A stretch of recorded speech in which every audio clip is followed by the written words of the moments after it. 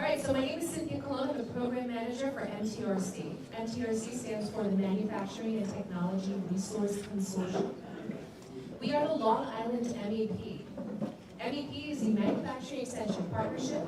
We are the center that is responsible for Nassau and Suffolk County. So MTRC is one of 11 centers through Empire State Development and NIST, NISTAR program, a lot of acronyms, so take quick notes, you can Google them later. So MTRC is one of 11 centers that's designed to support small and medium-sized manufacturers, and that includes a lot of people in this room. Every center is responsible for a different sector of manufacturing. MTRC manages $1 million a year to look to match manufacturers' cash investments in projects. So two categories that would apply to manufacturers in the room. One would be capital equipment. You're purchasing any equipment to support an expansion of your business that has a job creation or job retainment tied to it. You would qualify. And we also have manufacturing expansion. I'm sorry, I said that already, manufacturing expansion. We also have food consulting. So MTRC works through program partners. So we're under the Profile of Economic Development at Stony Brook University. So we have a lot of internal program partners. We have the Center for Biotechnology, the Center for Integrated Electrical Systems, the Small Business Development Center. So all of those are internal partners. We also have external partners such as the Long Island Food Council. So if there's anything beyond what SBDC cannot do, we look to bring those services to manufacturers in Nassau and Suffolk County through our partnership with the Long Island Food Council. Okay, so again, MTRC manages $1 million a year to match your cash investments under specific categories. Please take a look at our website. It's stonybrook.edu/MTRC. And we can take a look to see if you qualify, how you qualify, and where your company is at and what your company needs. All right, and I am here to introduce our next moderator, Greg Martin, for this next panel. So Greg Martin is the co-owner of the Long Ireland Beer Company, one of the first craft breweries of the East End of Long Island. In addition to running a successful business, since 2009, he has also served on the board of the Riverhead Chamber of Commerce and is a past president of the Long Island Brewers Guild. Ladies and gentlemen, Greg Martin.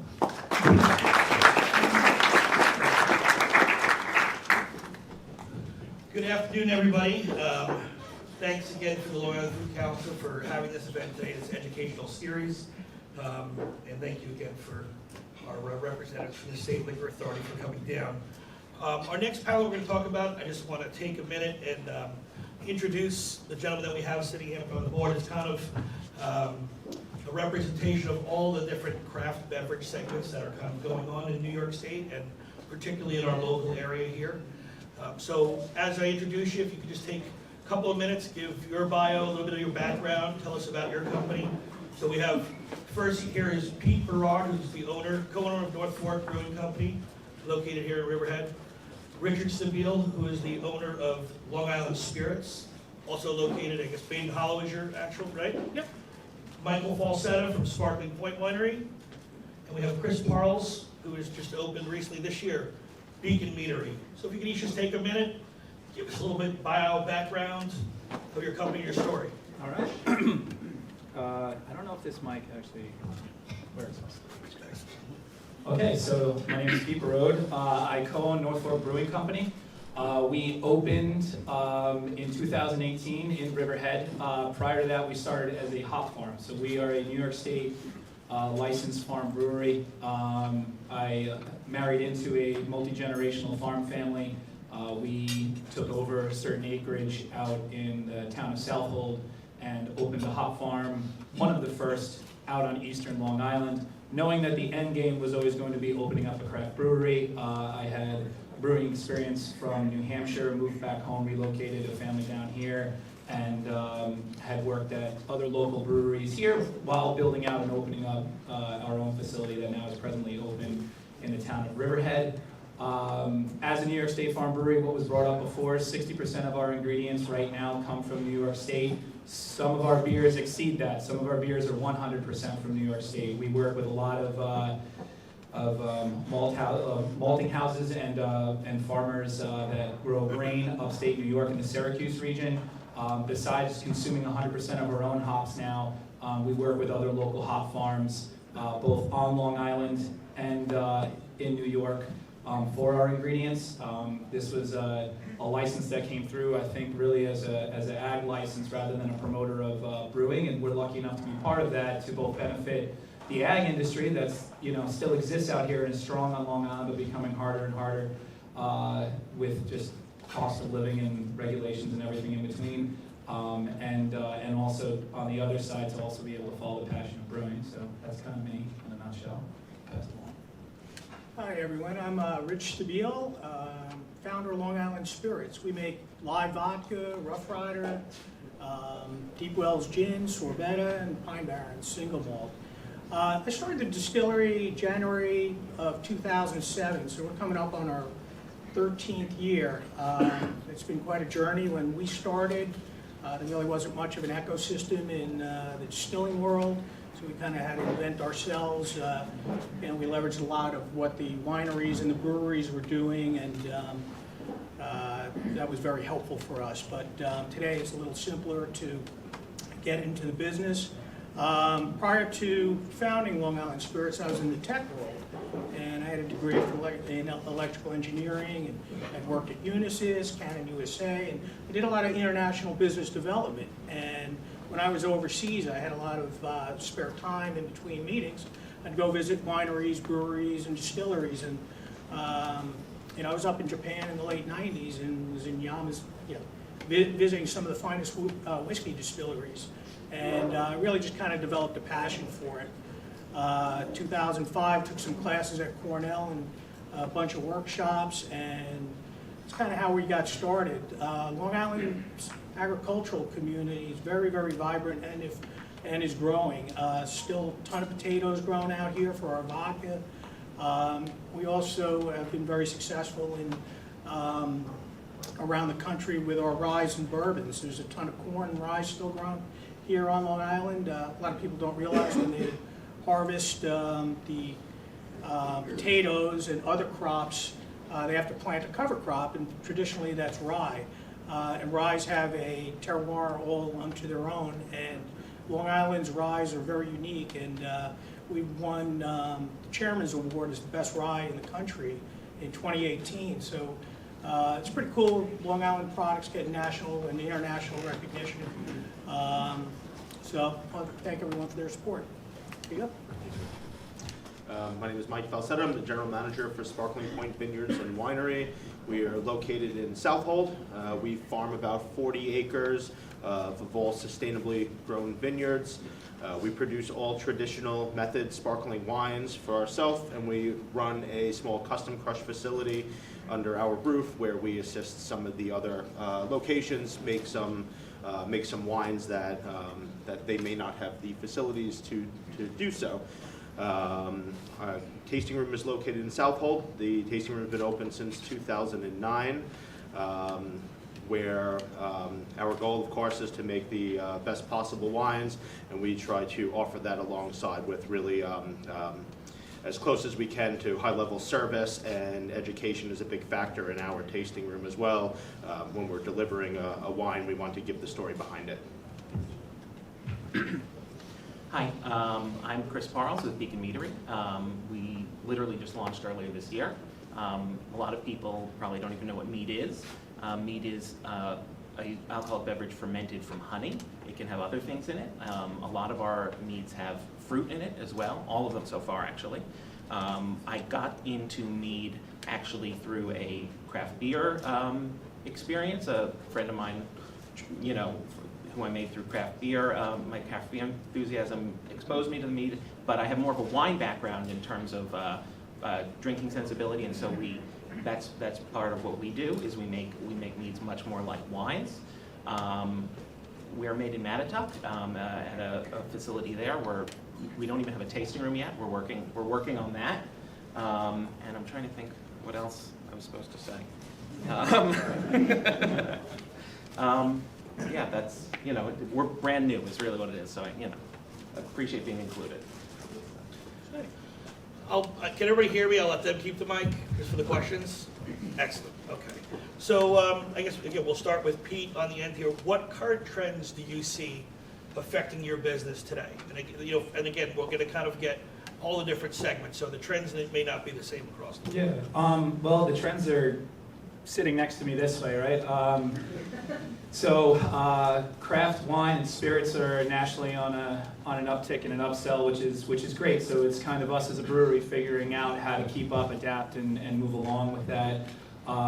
As a farm brewery, we're allowed to collab. Well, anyone can collaborate with anybody, but I'm lucky enough to have such great resources around. I mean, we've aged beers in the rye barrels that he's talking about right here. I'm lucky enough to have access to that. I live right down the road, and our brewery is right down the other way. So kind of just understanding the market and adapting to it.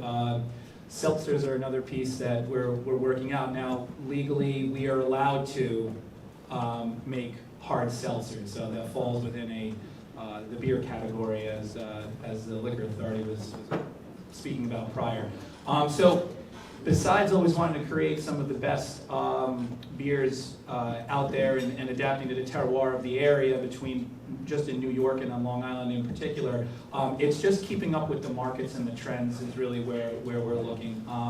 Agro-tourism is massive out here, our farm is a great staple point to that, and nestled in the beautiful town of Southold in Peconic. And so for us right now, it's figuring out working with town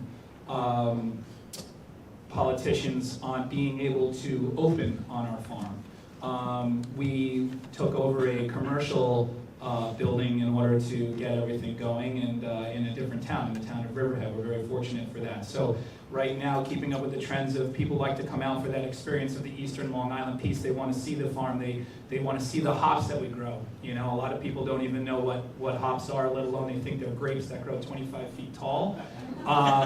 So it's educating that piece. So, keeping up with the trends is specifically for out here in a local standpoint is just working with town officials on educating them so that we eventually can get a facility like a brewery open. Vineyards have existed for a lot longer out here, and so the understanding of that is a lot richer.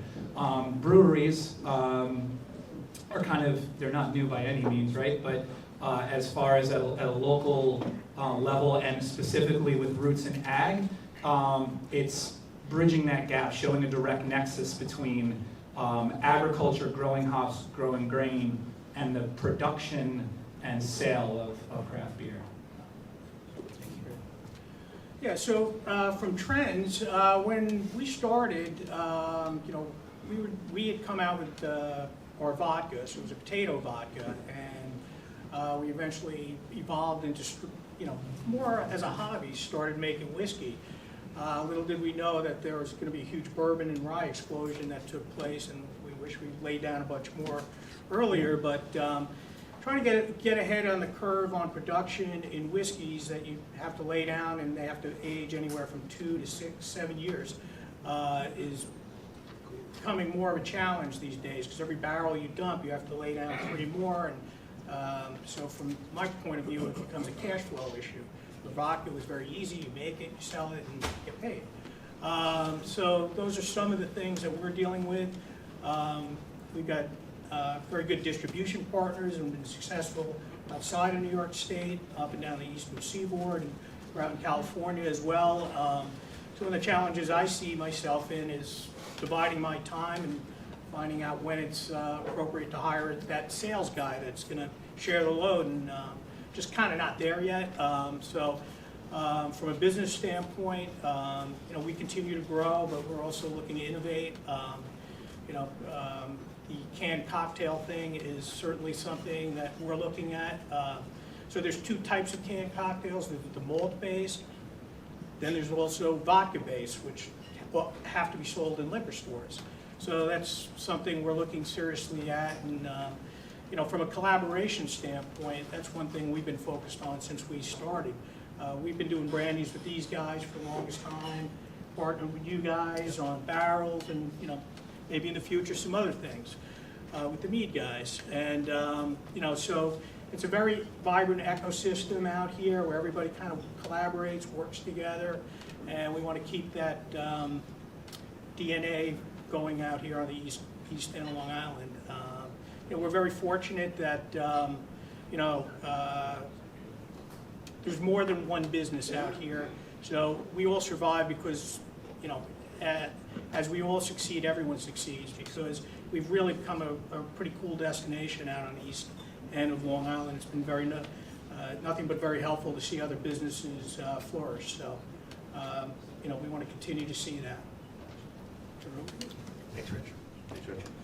So to echo a little bit of what Rich said, where what his experiences are with his rye and bourbons and things like that, our product is one that takes our quickest turnaround from picking a grape off the vine until serving it in our tasting room is around fastest 2+ years, and sometimes up to 10 years for us before we're releasing a bottle of wine. So chasing trends for us doesn't really work, and my winemaker will attest to that. He said, you're going to chase that and it's going to be gone before we have the product.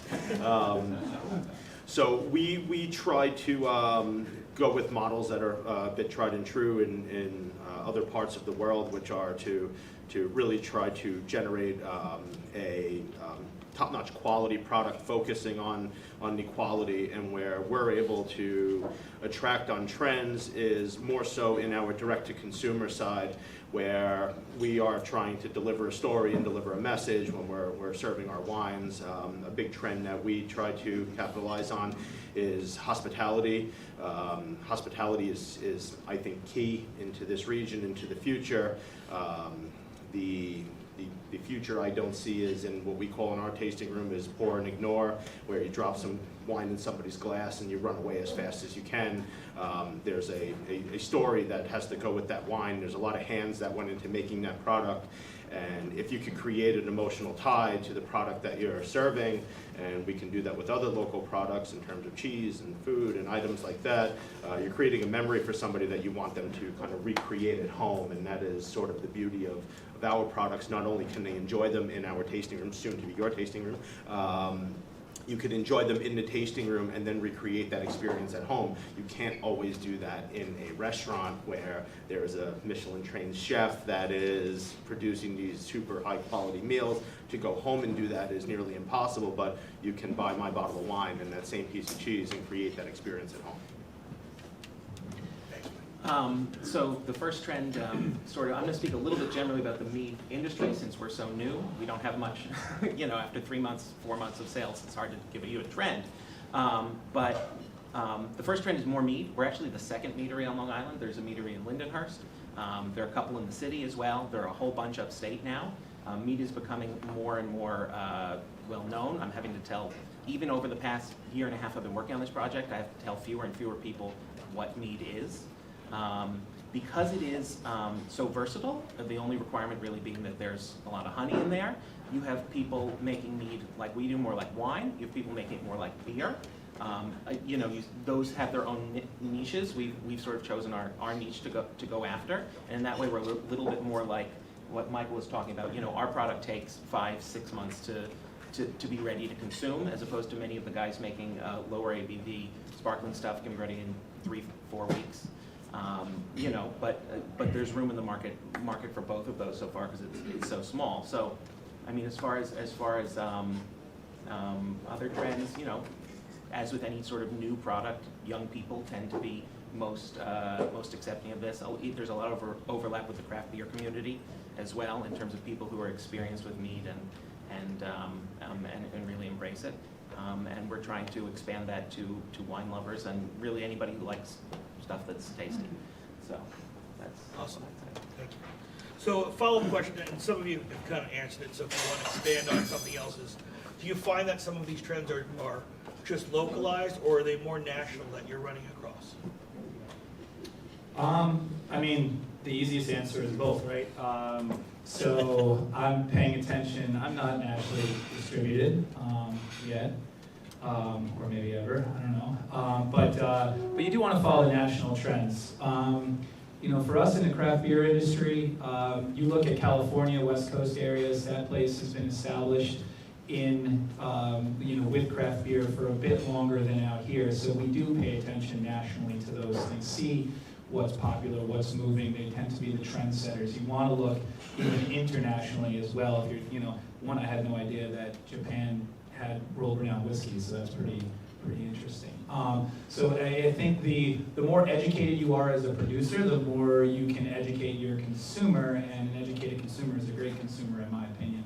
And then locally, yeah, I mean, I'm always talking with Greg, and it comes to that collaborative spirit of, it is vital for us out here to have multiple places to go to, right? It's can be looked at as a competition, but in my opinion, it is not. It's more of a collaborative effort. If you can work with each other and create best practices, your region in general is going to grow. I'm an elected board member of the Long Island Brewers Guild, and it's a really great position because I'm able to talk to people who have been in the industry for 25 years, for people who are just getting out in a few months, for those that haven't opened yet and have just a couple of months to go. So it's very important, I think, to pay attention to trends locally so you can get your best foot forward. Trends are trends, they change, right? So what's popular with the very dank IPAs, right, that everyone still loves, lagers are coming back, pilsners. You got to pay attention to the cyclical environment that you're working in, no matter what it is. So sours are back and popular again, and sour style beers have a lot more to do with it. I'm lucky enough, my business partner is a chemist. We have that under control. We have a full lab. We can work through things and have fun with it. But you always want to kind of pay attention to that so that you can create a culture, at least speaking specifically to Eastern Long Island, that's here to stay. The vineyards are nicely established, and that's awesome. The breweries now, we have people celebrating out on the East End 10 years of being open, and that's pretty awesome. With Long Island Spirits and since 2007 or so, that's impressive. We want to see that keep going. So just to keep everything hunky-dory out here. So. Yeah, so several years ago there used to be this term that evolved called mixologists, and these were these grand cocktails that took 5-6 ingredients and 15 minutes to make.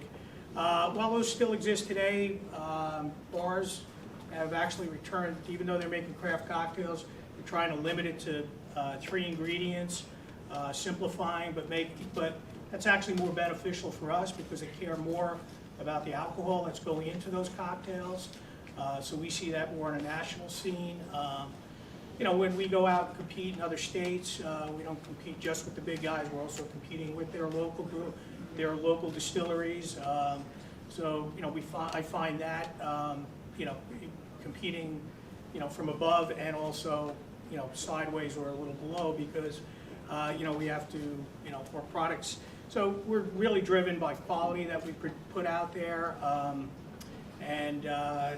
That just really has been part of our DNA since we started. We don't want to release anything until it's ready to be released, and our has proper flavor profiles that we've been able to get some good national recognition from. At a local level, yeah, absolutely. The continuing trend of collaborating more with our friends here and welcoming newcomers into the business as well.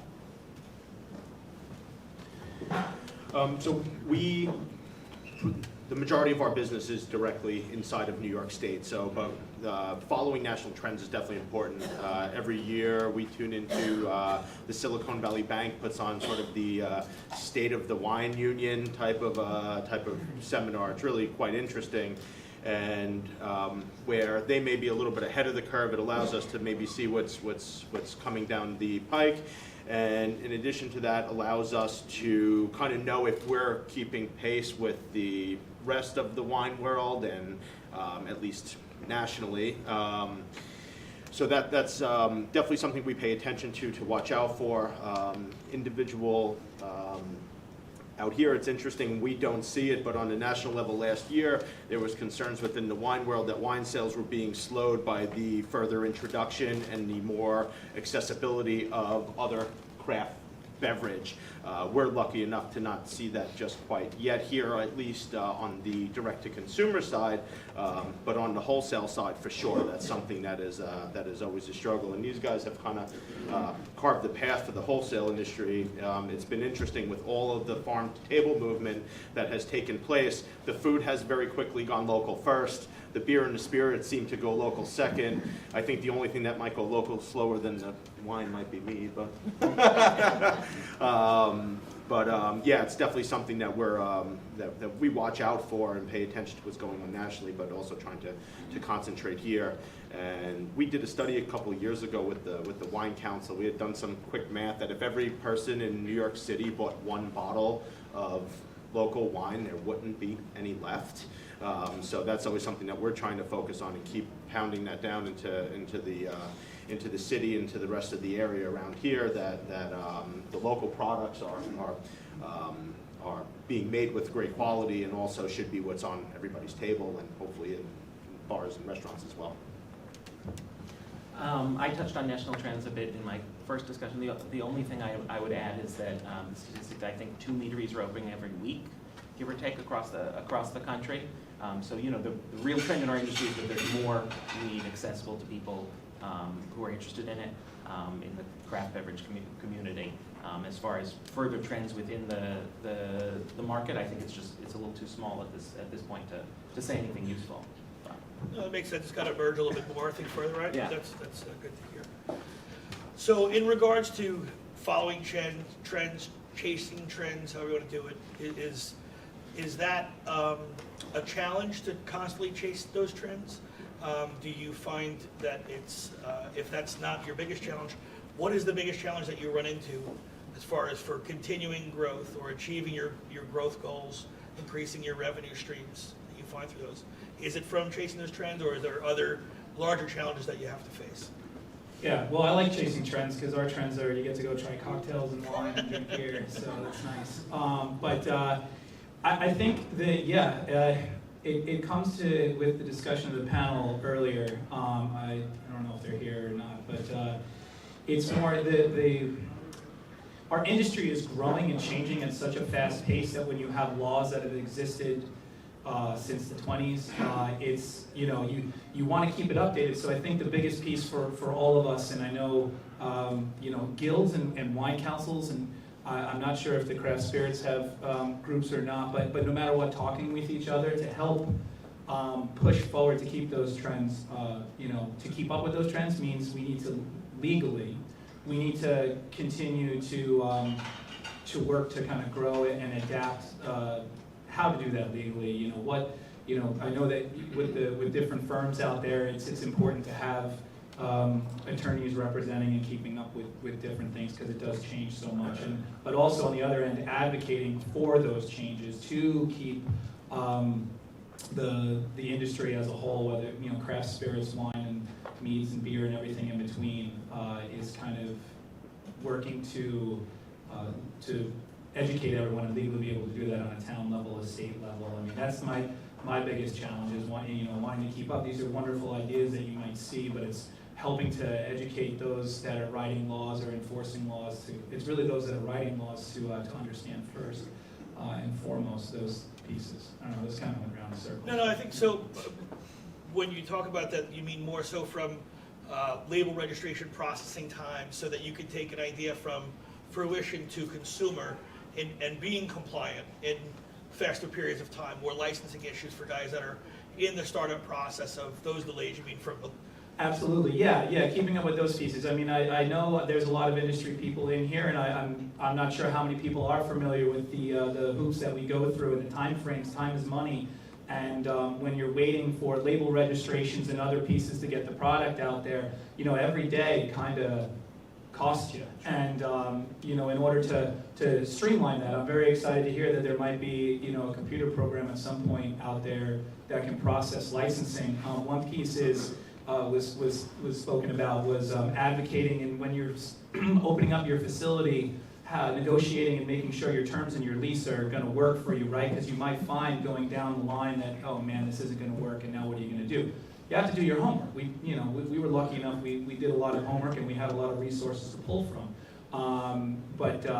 But yeah, it's the time frame and pushing through with that. I've got some friends that have been waiting to get their brewery open now for going on a year at both the federal level, then you trickle down to the state. Think about a year's lease on a commercial space.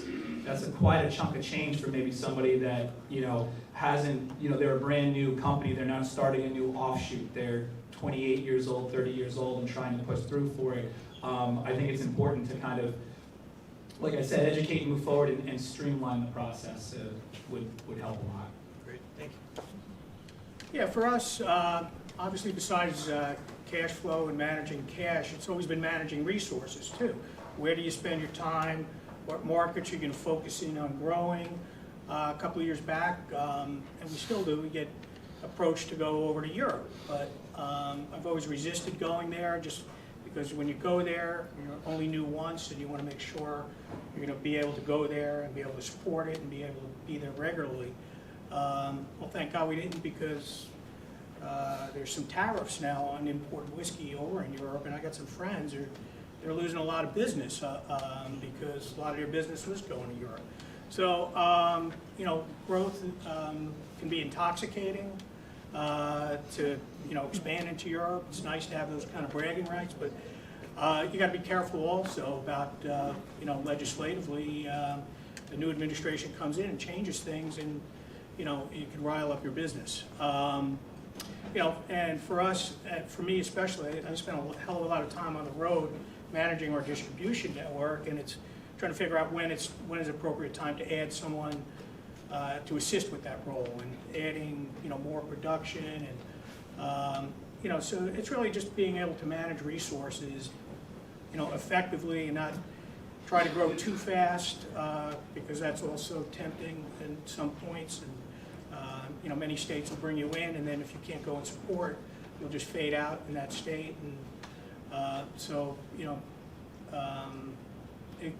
and one of the challenges, I think for us has always been balancing growth versus opportunity and being able to support it.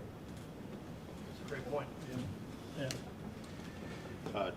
To that extent, we, in a similar position, we just recently, after nearly 10 years of being self-distributed, we just transitioned about a year ago into teaming up with a distributor to have somebody. We were kind of at that same point too. We had started as whoever was free would have a bottle of wine with them, knock onto the shop, hopefully get a tasting, to having a full-time salesperson, to examining what it would take to add on a second or third full-time salesperson versus moving the route with distribution.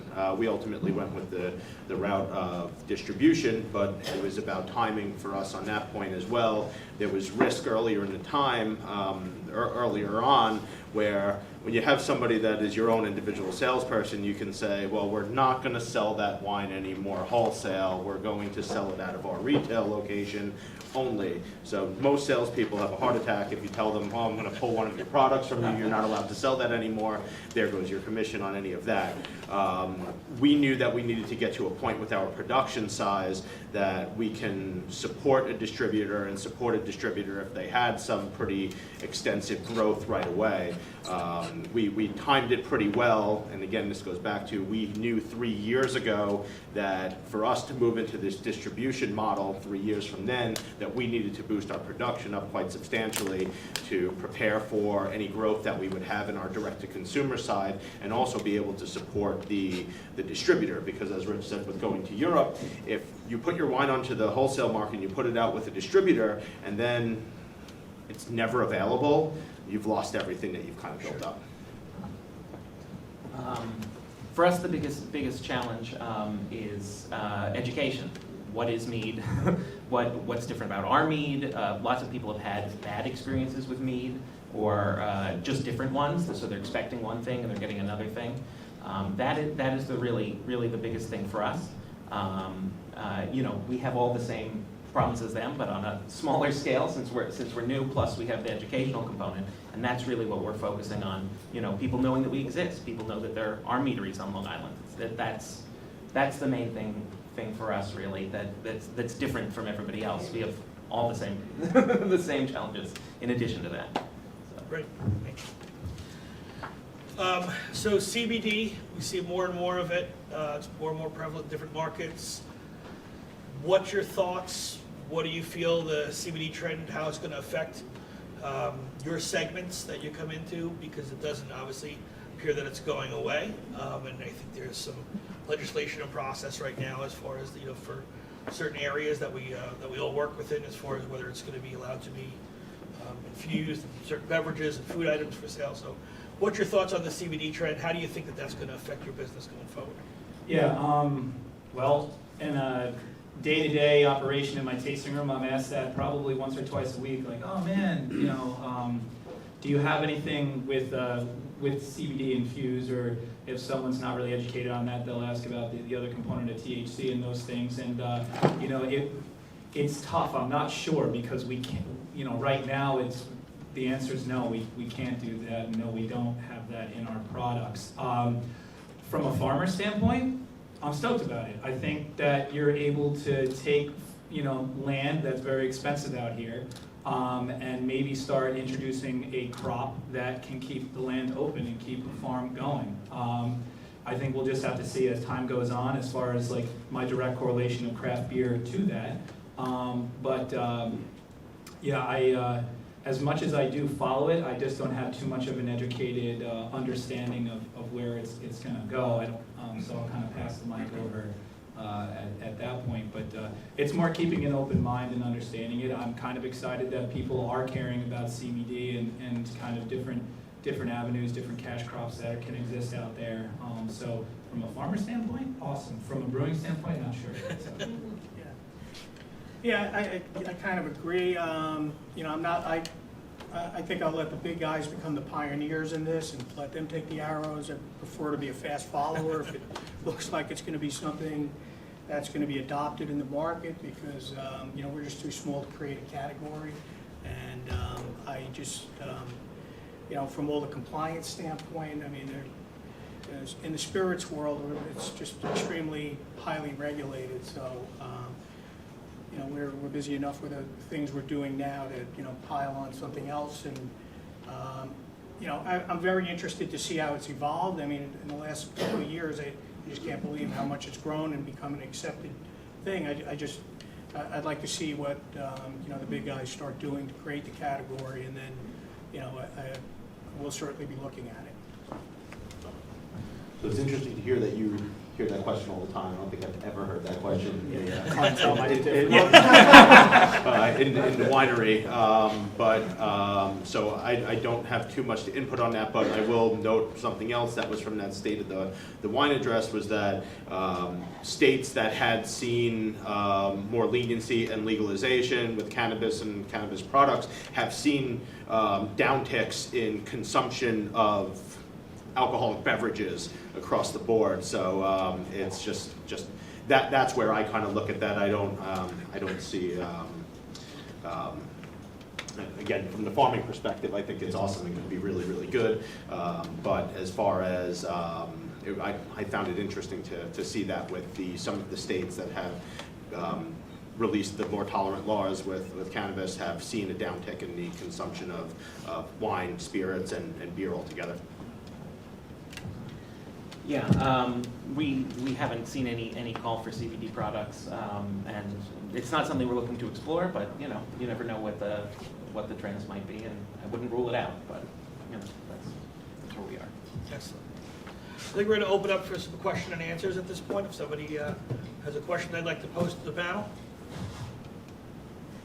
I work with several beer distributors, and one thing they've noticed over the past 5 to 10 years with the craft beer explosion is a difficulty in maintaining sales or forecasting sales over a particular product and keeping customers loyal to one beverage or one brand, whatever it may be. According to them, it's the modern consumer doesn't have brand loyalty, or people who like craft beers tend to want to try one and move on to the next one. So I'm wondering if, as producers, you notice similar trends, what you do to overcome that, and if you see that continuing. Yeah, I mean, brand loyalty, there's brand recognition different than brand loyalty, right? I think a consumer is going to go in there and see a specific tap handle or something and understand, like, just pick a perfect example, like maybe someone who's just getting into the craft beer scene might see a Blue Point tap handle and understand like toasted lager, Blue Point, tried and true. Yes, okay, I'll start with that. But you're right. They are going to move their way down the tap list, right? So the way in which we adapt to that is the idea of selling a half barrel of beer to a facility that isn't going to use your beer as a house beer. So for instance, I have a Pilsner, Hold Me Closer Tiny Lager. It's been taken on for a lot of places as their house Pilsner, which is great. I could move a half barrel of that. But what we're seeing is you want those slim kegs, the 5 gallon kegs is kind of the way in which we're able to compete with that, where a bar can get in touch with us. And right now they might want the seasonal spiced ale, right? So they can get through that slim or 2 slims, and then they are going to always want to move on to the next best thing. So they'll have they will have brand loyalty to a degree, but they're expecting us as a brand to keep up to date with things. My turnaround is a lot quicker than these guys, right? I mean, I can turn a beer around in about 10 days. And so I can keep up with that. I can use local produce. I can always have everything from the lager to, using local fruits for a sour and everything. So I know what's expected from us. I self-distribute. So I know what's expected from us is going in there and bringing a portfolio that I can offer right now and talking about next month's portfolio. Yeah. I don't know if no one else. I think one of the things that we also see is with younger consumers that are entering the market, more so than brand loyalty, they're style loyal. Mm-hmm. So you have guys that love IPAs, let's say, which obviously is the #1, craft style. So they may want to come in and try 4 different IPAs versus brand loyalty. A lot of them are more, I think, stylistically loyal these days, from a style of beer. Yeah, I think it's important it's important for us. I have 12 taps on in my tasting room, and 5 of them are IPAs, all different. But I think that goes to say something right there. The consumer will come in and they will bounce between, those different ones, and then maybe always go back to the, the tried and true, or whatever it is for their style. But yeah, you're right. Stylistically, I think it's more appropriate to say that than brand. Question more in the production side of things. Obviously, breweries are becoming very popular all over Long Island. And also workforce development. Obviously something for a younger generation. And this goes to the 4 of you, right? So if there was a state-organized or state-structured training program, or a brewmaster program, or a winemaker program, would you find this to be more beneficial to your company if there was an actual training program that we put people through on-the-job training as well as classroom learning? I think one of the community colleges offering winemaking now also as a class, I believe. I don't know if this is true or not, but this is becoming very popular. So if you get a younger generation to go become a brewmaster or a winemaker, would you find this to be more successful for your growth of your company? I mean, I can chime in, but it'll talk. Well, I think it's kind of twofold, not only just with the winemaking or the brewmaster side, but it's also the person that's selling it side too. I think that in terms of what I see quite a bit in the wineries and even a bunch out here, bring in qualified and knowledgeable work from outside of the country, because there's more people in Europe and more people in South America and more people in other parts of the world that are interested in developing into these wine programs.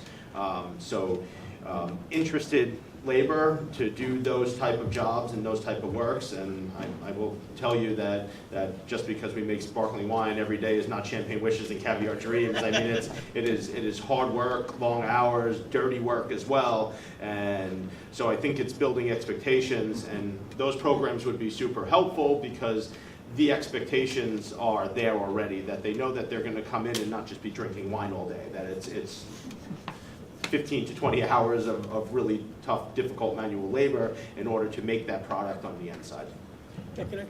Yeah, I mean, I would just like to add, 100% correct. We've had people come into the distilling world that, I tell them right off the bat, you're going to be wet and dirty for, 90% of your day. And a lot of people come in, they just think they're going to be romantically sipping whiskey all day. So actually, I think what would be more helpful is have like a farm system where you have interns that come in at the bottom level, and then because there are programs around the country that teach the masters and in both wine, beer, and spirits throughout the country. Like Cornell offers enology and spirits classes.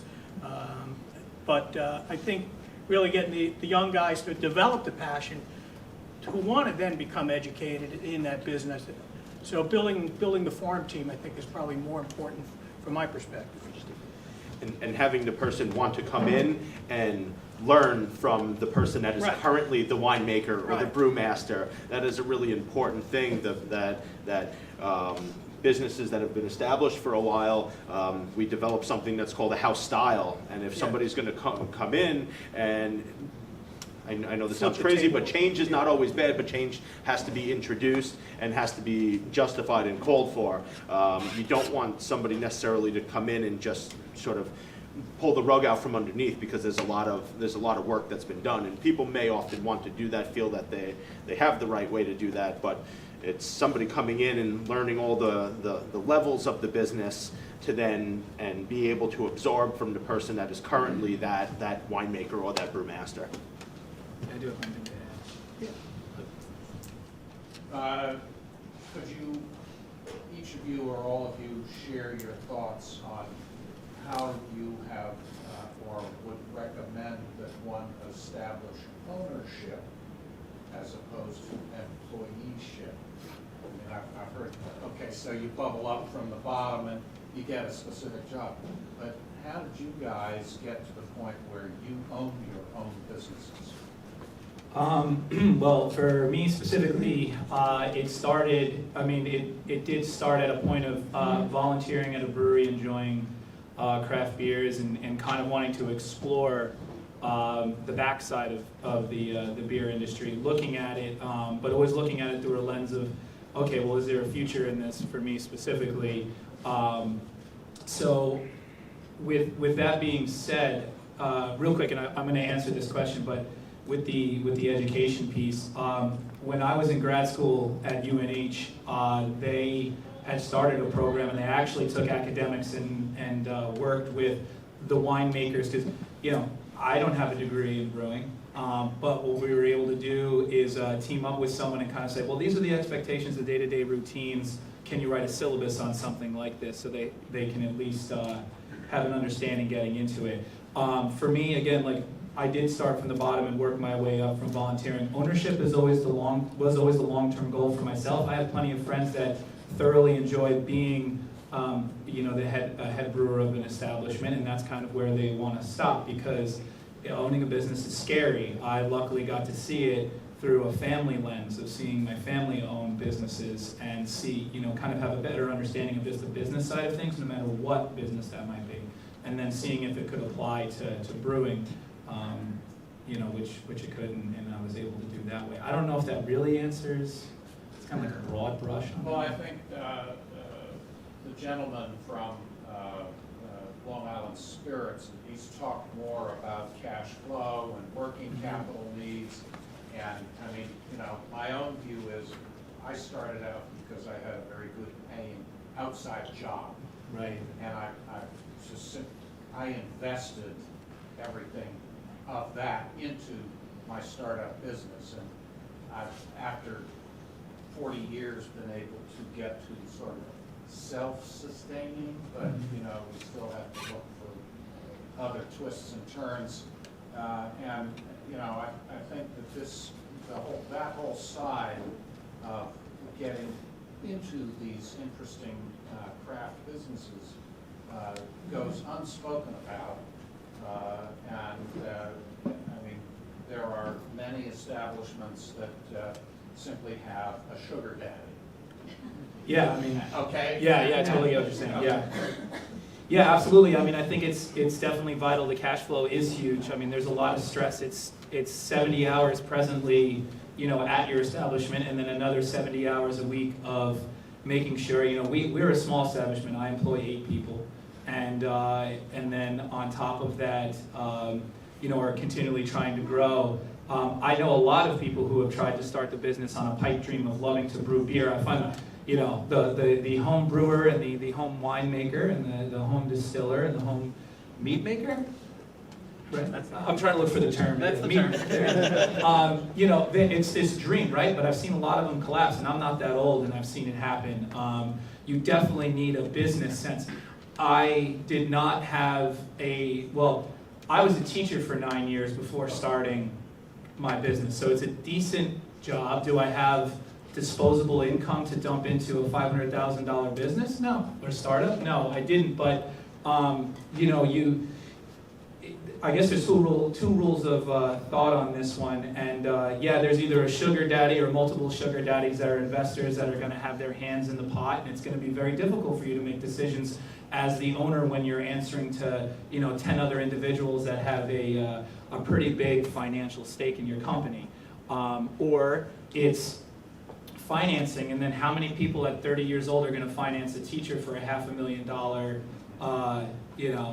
establishment? I had a resume in brewing, sure, for like 8 years, but that's still not enough. I had no, there was no collateral for them to take. So, you do have to be creative with that and using the resources. We were lucky enough that we had an established farm, and there's equipment, and that equipment equated out that the company that could finance us, there's their collateral, right? A couple delivery trucks.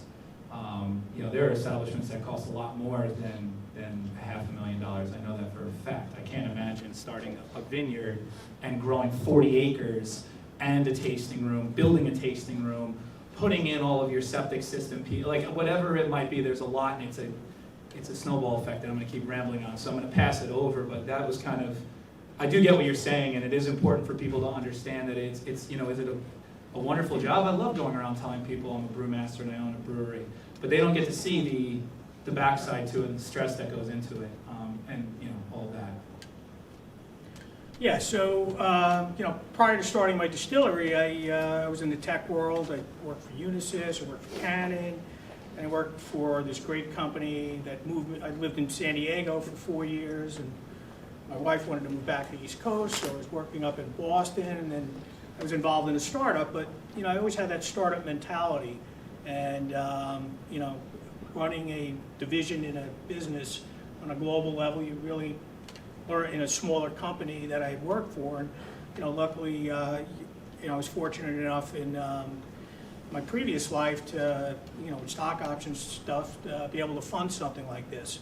But, when I originally started, in 2007, we downsized our house, and, I went all in on this business. And then 2008 rolls along, we just started. So, yeah, so that was like a real kick.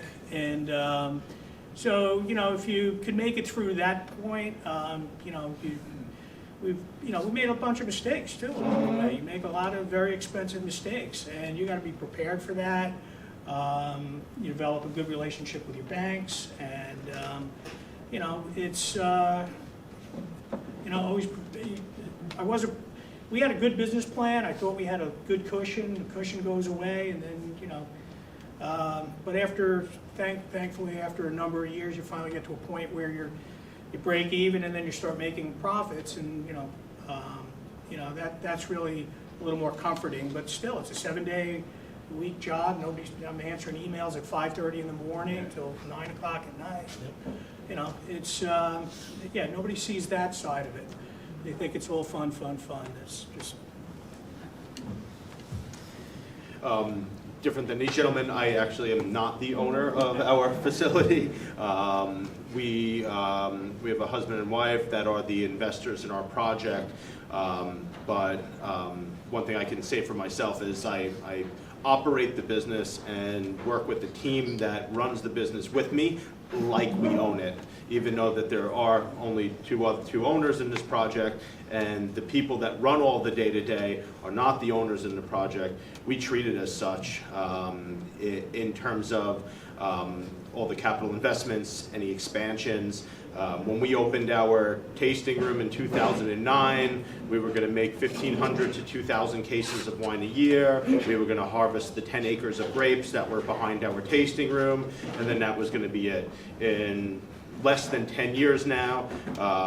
We're, as I mentioned earlier, farming 40 acres of grapes, have expanded our winery about 3 times, expanded into 2 other buildings, but we've done so with plans in place to subsidize the additional investments with additional revenue streams in the form of custom crush work and expansion of our product line, and hoping to hit at some point some economies of scale where when you can hit a certain production level, things start to make a bit more sense. But in the short 10 years that we're open, we're having conversations this year about bottling upwards of 10,000 cases of wine for ourselves, where just less than 10 years ago, we were talking about 1,500 cases of wine. And that is in addition to the probably 8,000 to 10,000 cases of custom crush wine that we make as well. So our key to success was treating the business like we owned it, even though we were not. We are lucky enough to have owners that put that trust in us, and I think that speaks to the longevity of the core team that we've had there. We've hung around for a little while, so. So we're going to do one last question if there's one out there, anybody? We're good, Mike. We're good. Well, I want to thank the panel. Thank you very much. Also, there are surveys on the table. If you have a few minutes, if you can just finish them up. I guess everybody will be here for a little bit while. Thank you all for attending. We appreciate it. Hopefully you all kind of learned something. And if you have any questions, just email us and we'll get it to the right parties. All right, again, thank you very much. Thank you, Mike.